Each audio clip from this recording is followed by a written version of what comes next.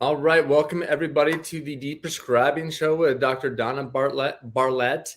And today we have a special guest, our student Hannah Chapman from P4, just got into residency. I'm going to stop right there though, and we're going to play the reel. Then I'm going to kick it over to Donna because Donna is much better at introducing her own student than I am. So.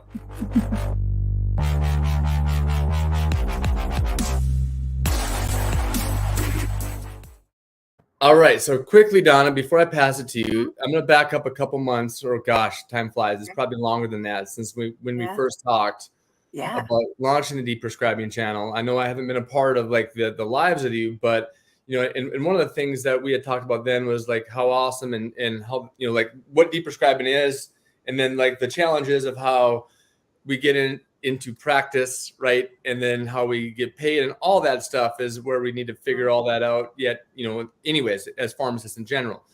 But I think this is a great this is like a great moment where your student is done something cool. So over to you, Donna. So hi, everybody. Donna Bartlett, and I'm so happy to have with me today Hannah Chapman. She is in her final rotation for pharmacy school and will be heading off, and I'll let her tell you all of her great news that she has. But Hannah was part of the geriatric concentration that we have at Mass College of Pharmacy, which I am the coordinator for currently. I share that with Dr. Paula Evans for a little bit, and we're going to be moving on, and we're adding in Dr. Michael Baer soon as the other coordinator. So I'm very excited. And what we do is we spend basically 3 years with students. We start their P1 year. We do an elective for geriatrics. The second year, they work on a directed study. So they get ideas and hopefully end up with a poster that they end up eventually presenting at a national program. So I tend to have my students go to ASCP, the American Society of Consultant Pharmacists, because we are concentrating on more of the geriatrics. And then in the last year, they have rotations, and right now they're doing them with me, and in thinking about internal medicine, especially concentrating on geriatrics. So Hannah is one of the students that I've had in this cohort, and I'm going to be sorry to see her go, but she's been awesome in all of these levels of learning and applying, and came up with her own project that she was so excited to tell me about before she started to rotate with me. So Hannah, I'm going to let you explain what you did. Hi, so thank you again for having me. Last year pharmacy student, very excited to get into actually working. But yeah, so I put together a project prior to going on rotations with the help of Dr. Bartlett. And again, focusing on the geriatric population. I wanted to do something that was relevant, but kind of innovative because again, like this is a very high at-risk patient population. And what we don't see a lot is the medications that they take over the counter that are monitored by pharmacists or even physicians. And while we do know that that's an issue, and some of the most common medications that will have adverse side effects are the aspirin, Tylenol, Benadryl, and so forth. I want to look at it from a standpoint that what we could do to prevent hospitalizations from unnecessary use of this medication or wrongful use of these over-the-counter medications. So I looked at different ways that I could kind of maybe have ideas to implement into a pharmacy that would prompt older adults to not have this wrongful use of over-the-counter medications. And I was very lucky to have one of my first rotations at an independent family pharmacy. And while I had already been conducting my research for this project, I was telling them about it, and they were really interested in it. And they actually allowed me to use this project in the pharmacy, and it's still being held up there now. So what I did with them was I created these notices and warnings, and I put them next to high-risk medications. And this is a picture of the poster, but I had notices and warnings I would put next to the high-risk medications.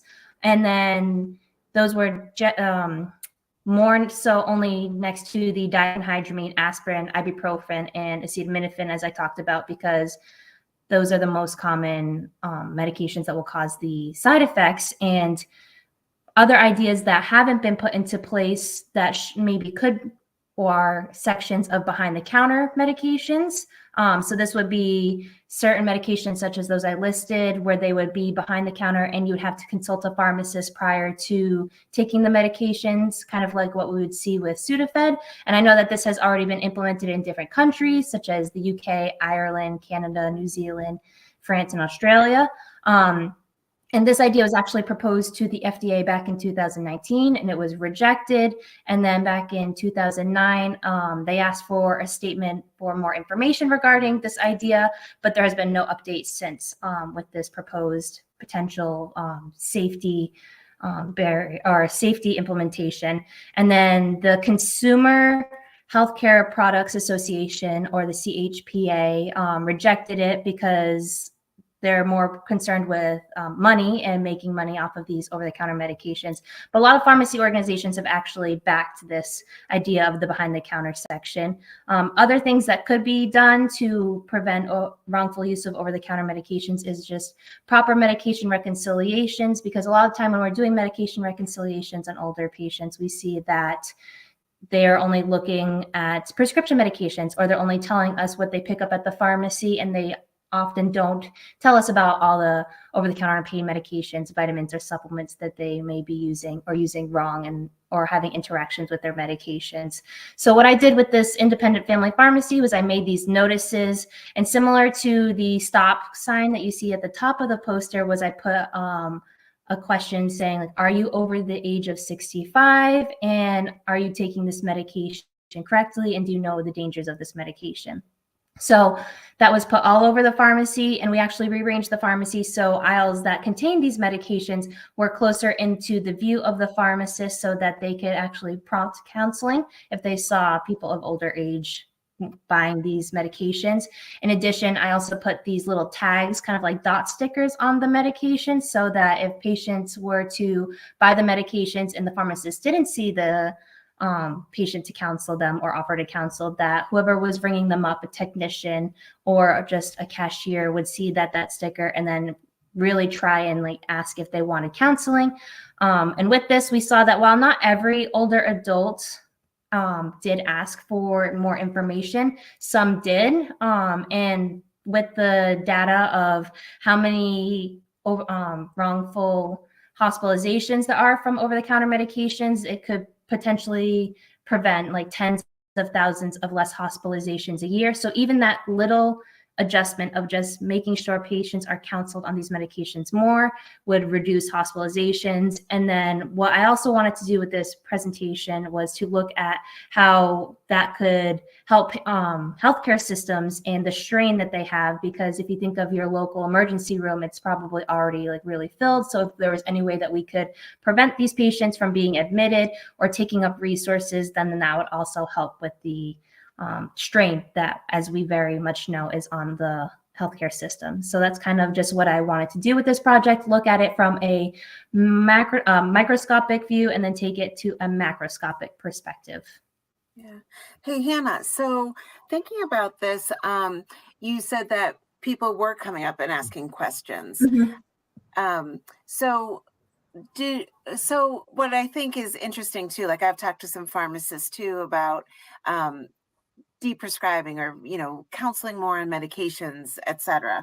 And they get a little hesitant going, well, we need the sales, but I'm assuming that the pharmacists are just finding the best product for them, and then folks are going to keep coming back into the pharmacy because they're getting the help that they need, and they feel that they're being cared for. So do you have any comments on that? Have the pharmacists there that own the pharmacy, have they mentioned anything like that to you, or any feel-good stories of patients and pharmacists? They haven't, but I know at that pharmacy there is a lot of like tight-knit relationships that they've had with their patients. So I'm sure that is definitely a factor of they feel like they're being looked out for even more now, and that they want to come back to that specific pharmacy. So this project definitely has a component where I'm sure there is this added trust that is developed with pharmacists, and just knowing all the clinical knowledge that the pharmacists have as being the most accessible healthcare provider. Yeah, that's great. So, so you did this during a rotation. Now your rotations are only 6 weeks. So how long did it take? And, was it a lot of convincing, or, how did you figure it all out and rearrange everything? And just tell us more about that. Yeah, so it took like about a day or two to just rearrange. And because the pharmacists were so about this project, they let me not do any of my other rotational obligations. And they just allowed me to move kind of the aisles around because it's an independent family pharmacy. It's not as big as you would imagine, like a CVS or a Walgreens. It was pretty small, so it was very doable. And because it was not owned by a bigger corporation, there was a lot of flexibility of how I could set up the store. But getting like the signs and everything up and organization with all the little stickers, and then training staff to, once new shipments of medications came in, to put the little warning stickers, the dot stickers on them, training. So it did take a couple of weeks to roll out, but this was back in August and September that I had this rotation, and it's still up today. So they still are using this and using the warning signs, and they're happy about the additional information that they're able to provide for these patients. Yeah, it's amazing. And I love how you put what you learned into practice. So, so tell us a little bit more about that. And, what was your aha moment that, oh my gosh, like I'm going to propose this, and how did you, just like have it all come together? I know you spoke a little bit about some of the research you did, but just that, in being present with, wow, I have an idea. I think just any student that has the opportunity to implement their research, or actually kind of see how it would affect the community or society, is really important, because this was still a very interesting project if I was able to just research it, and being able to actually see the difference it makes me more passionate to talk about it, and hopefully show that even with this one pharmacy that there were results that maybe down the line we can show like other pharmacies how to do this, or other pharmacies get ideas, similar ways to protect their patients from unneeded adverse reactions. But it's very warm, heartening, and very comforting to know that like what I actually did is making an impact. And the QR code that was on the poster, I don't believe it's active anymore, but it was a QR code to actually pictures of the pharmacy. So while I was presenting it, as I am like to you now, is actually showing the people who are coming up at ASCP what it actually looked like. So that was exciting to have that component as well. I knew that drew a lot of attention to my poster. Yeah, it's great. Yeah, it was very interactive. Sean, did you? Yeah, no, I love that, Hannah. And honestly, sometimes as pharmacists, we overlook like simple things, like, you put everything right there in front of the pharmacist, easy, like a day and a half, I think is sellable to whoever is putting this into place, right? Just as far as the rearranging, my mind always goes to, Hannah, how are you going to replicate and scale this? Because now you could come out of school, you can partner with Donna, and you can put this in a program and sell it to all the independents as a prepackaged deal. This is how you do it. So that's where I'm like, okay, Hannah, you need to do this. This is pretty cool. But those are the things that, like you talked about, you had a lot of flexibility in this independent pharmacy. That's awesome. But you were also an unpaid employee, basically, right? Like, so it was really easy for you to do that. So now having that prepackaged program to where now a pharmacy can do this, help train the staff on how to do this. I think you have something here, Hannah. That's really, it's nice work. Congrats. And it's not like a super crazy idea either. Like, we know that these medications have these risks. It's just, how are we able to further emphasize this to this patient population? And you might think it's like not super new or a trivial idea, but it really does have this big impact or potential impact to have on this population. Well, this is very similar, Donna, to like Jenna on the Peds channel, right? And you have so many moms that don't know what they need to know about the over-the-counter medications. Well, I just had my parents here all weekend, right? So I always go through my mom's meds, and it was, what are you taking this for? What are you taking this for? And it's like, you don't need to be taking this. Do you even, and it's like, people don't know that when they're at the OTC, and I love it. Anyway, sorry, that was kind of a random rant, but this is awesome. Yeah. Absolutely. I think too, one of the things that I teach is when we're looking at OTC labels and thinking about that whole health literacy for older adults too. And even just the font, like who can actually read that and make sense of it? And it's so difficult. So these very simple things like throw a sticker on here and put up a stop hand to say like, whoa, wait a minute, think twice. How cool. Like super simple and really helping people because folks aren't probably able to actually read the label at the pharmacy, potentially. So, and then you have some that are sticky, that open up and, who's doing that at the pharmacy. So, so I think it's such a valuable idea.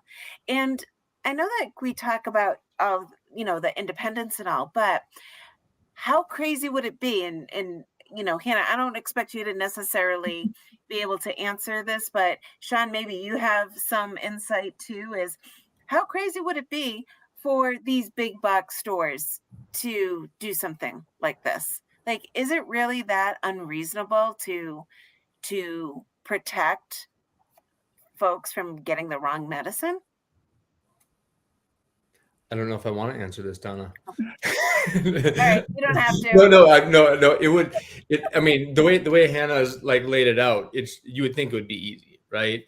Mm-hmm.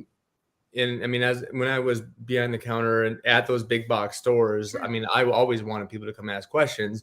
Did I have the time to go out there to all the various aisles to ask? No, I didn't, right? And so that's where like this method, you're just bringing it closer to the pharmacist, more able. Yeah.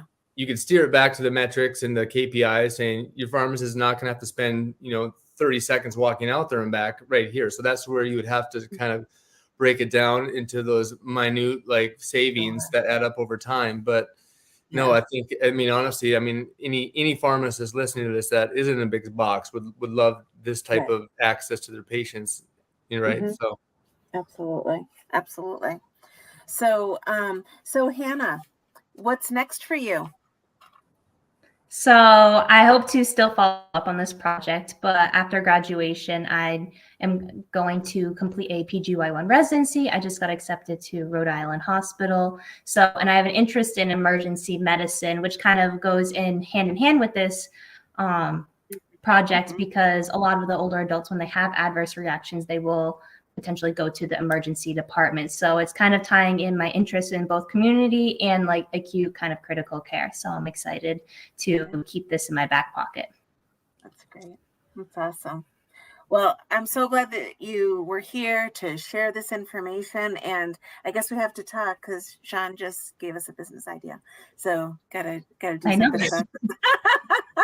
I regret saying that live, Donna. We're going to talk after this to get that ball rolling quickly. So, okay. Thank you so much, Hannah. Thank you. Thank you for having me. Yes, take care. Thank you so much.